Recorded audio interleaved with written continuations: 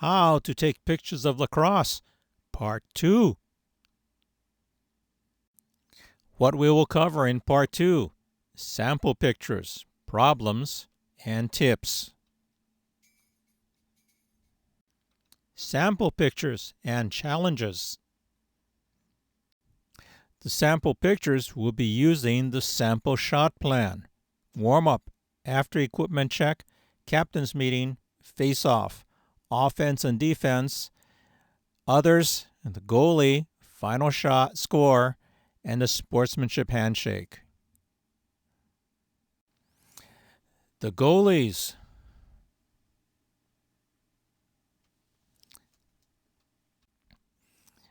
Line up after the equipment check. The captain's meeting. Face off. As we mentioned earlier, the difference between girls and boys. The girls are standing and the boys are on the ground. Now, for the girls, to get the face, you need to watch how they stand. And you're going to have to move yourself left or right to get a view of their face. Not always easy. Boys, top left, that's the face-off. Tough to get the face because of how low their face is to the ground. Various other pictures of the boys. Bottom left, your pass. Pass can be tricky. You can see how small that ball is. But surprisingly, that ball can be visible depending on the background. The offense. Get a sequence: the goal, the celebration, and the score. Goal shots. There is a problem with a goal shot. If you look at all four of these pictures, you can't see the ball going into the goal. So you don't know if the shot actually made it into the goal or if it was a miss. Take a picture of the scoreboard afterwards. That way you have a record that that particular shot scored the goal. And the defense. And the spectators. The final score. And the sportsmanship handshake. Problems. Face off. As we mentioned earlier, the difference between girls and boys. The girls are standing and the boys are on the ground. Now, for the girls, to get the face, you need to watch how they stand. And you're going to have to move yourself left or right to get a view of their face. Not always easy. Comparison pictures. The top two pictures and the bottom two pictures. They're the same girl on the top, same girl on the bottom. Notice how different they stand based on who they're playing and how the opponent is holding their stick. Especially the bottom one. It's the same girl, but you can see she's holding and standing differently. So you're going to have to move yourself around just to get the clearer shot of their face if you can. The other problem with the face-off. The face-off person may change during the game, either rotating between various face-off people in your team, just to give them experience, or rotating by the opponent. Sometimes the opponents will rotate through different people to throw off your face-off person. So as they change face-off people, your position may change. What was fine for one person may not be fine for the next.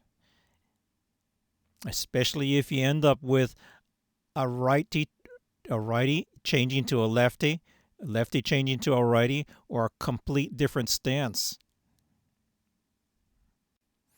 Problems. Picture: top left. When you look at this picture, the first thing your eye looks at is the player in red, not your player in white. The eye will naturally look at bright colors, red, orange, bright purple.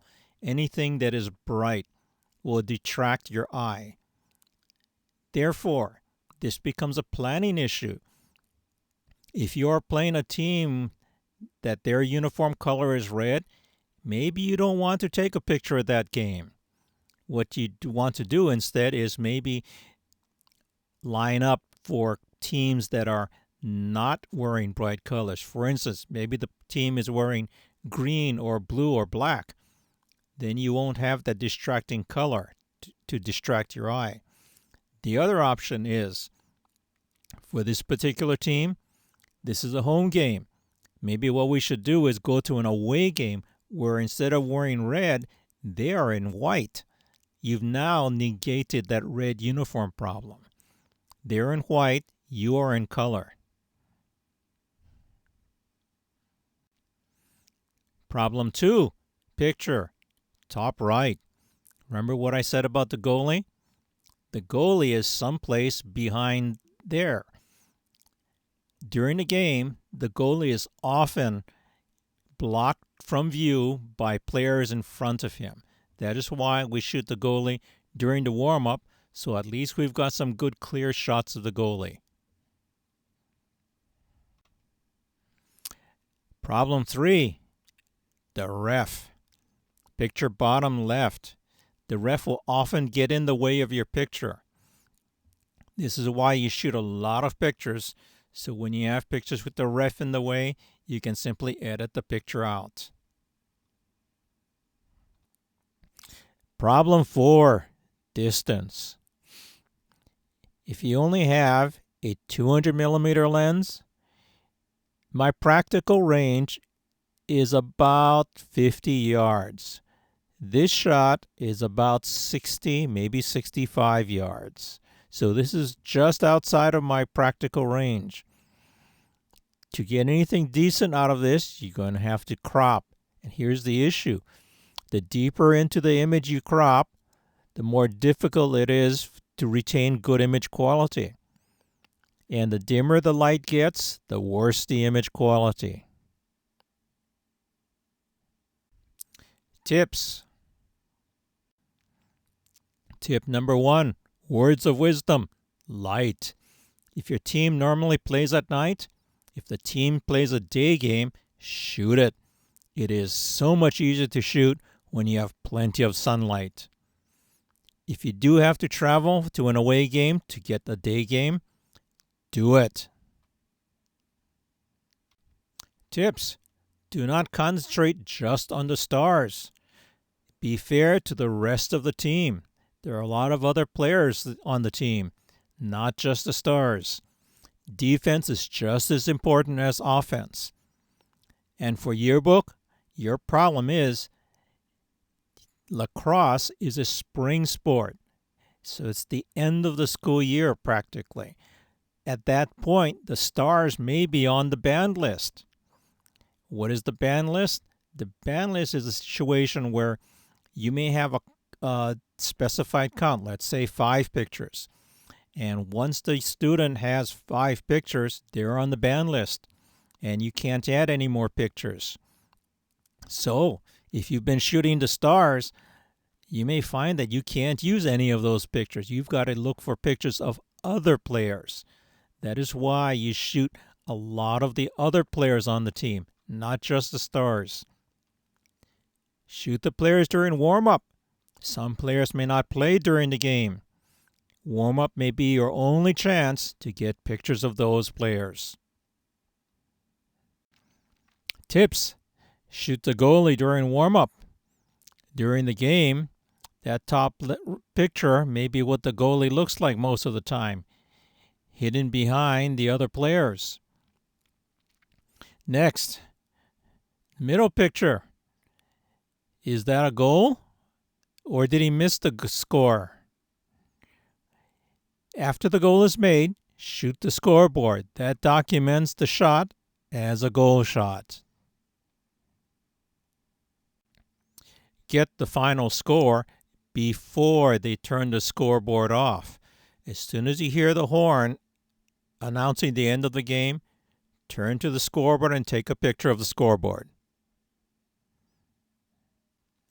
Related subjects and other video lessons in the channel. How to take pictures in the stadium. How to take pictures of night games. What side of the field to shoot from. Afternoon games. Burst and continuous shooting. Tracking a moving subject. And senior presentation. The end. Thank you and good luck. And please like and subscribe.